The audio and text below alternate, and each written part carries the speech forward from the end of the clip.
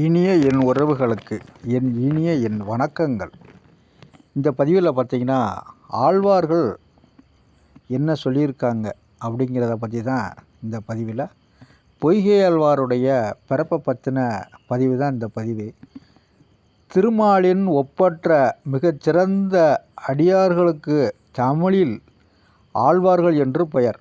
ஆழ்வார்கள் என்றால் ஆழ்ந்தவர்கள். ஆழ்வார்கள் எம்பெருமானுடைய எண்ணற்ற நயமான திருநாமங்களிலால் ஈடுபட்டு அவனை ஒரு கணமும் பிரியாமல் கூடியிருக்கும் பேரவாவுடன் அவனது திருக்கல்யாண குணங்களை நினைத்து நினைத்து நெஞ்சுருகி கண்பணிப்ப ஆழ்ந்திருப்பவர்கள். அவர்கள் பரமனுடைய திரு உள்ளத்தினால் மனித வடிவ கொண்டு இருளற்ற பிழை நிறைந்த மாஞால மக்களுக்கு உண்மையான பக்தியின் தன்மையை தம் போதனையினாலும் நடத்தியினாலும் நேரில் கற்பிக்க ஒரு காலத்தில் அவதரித்தவர்கள் இந்த ஆழ்வார்கள். ஆழ்வாரை போல் தூய பக்தியை நாம் பெற முடியாது. பிரம்மாண்டம் முழுவதும் தெய்வீகம் சூழ்ந்துள்ளது என்பதை அனுபவத்தில் கண்டு சின்னஞ்சிறிய புழுவையும் வணங்கி கைகட்டி நிற்பவர்கள் இந்த ஆழ்வார்கள். மலர்கள் மனம் பரப்புவதைப் போல இவர் பக்தி மனம் பரப்பியவர்கள் இந்த ஆழ்வார்கள். இப்போ பார்த்திங்கன்னா நம்ம பொய்கை ஆழ்வாரை பற்றி பேசலாம்.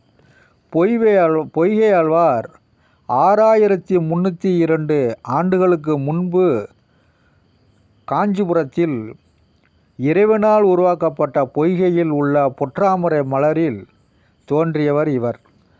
கடந்த கால கசப்பும் எதிர்கால விளைவோ இவரிடம் இல்லை.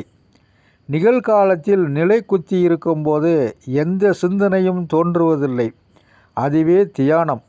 அதுவே பெருமாளை மனதில் நினைத்தே மனதில் தியானமாக கொண்டார். கடலை போல் இவர் மனம் பிரம்மாண்டமானது. காரணம், பிரம்மாண்டத்துக்கெல்லாம் பிரம்மாண்டம் ஸ்ரீமன் நாராயணனே ஆவார். பொய்கை ஆழ்வாரால் இன்றும் சின்ன காஞ்சியில் சொன்னவனம் செய்த பெருமானின் அருகில் சன்னதி உள்ளது. இவர் மனதின் ஆழத்தில் மகத்துவம் உள்ளது. உண்ணும் உணவும் வீசும் காற்றும் தவழும் வெளிச்சமும் பெருமாளென்றே சொல்லி தம்மை செம்மைப்படுத்தி கொண்டவர். பெருமாளின் பாஞ்சசன்யம் என்ற சங்கே பொய்கை ஆழ்வாராக பூலோகத்தில் பவனி வந்தது. கடலில் மூழ்குவதால் முத்து குளிக்கிறார்கள். இலக்கியத்தில் மூழ்கினார் காவியம் படைக்கிறார்கள். விளையாட்டில் மூழ்குபவர்கள் பதக்கம் பெறுகிறார்கள். அறிவியல் மூழ்குகிறவர்கள் கண்டுபிடிக்கிறார்கள். பெருமாள் அருளோடு மூழ்கியால் இவரை ஆழ்வார் ஆகிறார். இறைவனுடைய எதிரிகளின் இதய குருதியை வற்ற வைத்தவர் இந்த பாஞ்சசன்யம். அந்த பாஞ்சசன்யத்தை கண்டுதான் மகாபாரதமே நடுங்கி போனது. மகாபாரதத்தின் முக்கிய பங்கு கிருஷ்ணனை போல் பாஞ்சசன்யம் முக்கியமான பங்கு வகித்தது. ஐப்பசி மாதம் திருவோண நட்சத்திரத்தில் பொய்கை ஆழ்வார் அவதரித்தார். திருமாலின் ஒப்பற்ற அடியார்களுக்கு தமிழில் ஆழ்வார்கள் என்று பெயர். ஆழ்வார்கள் என்றார் ஆழ்ந்தவர்கள். இவர் பாசரத்திலேயே 100 பாசரம் பெருமாளுக்காக பாடியிருக்கிறார்.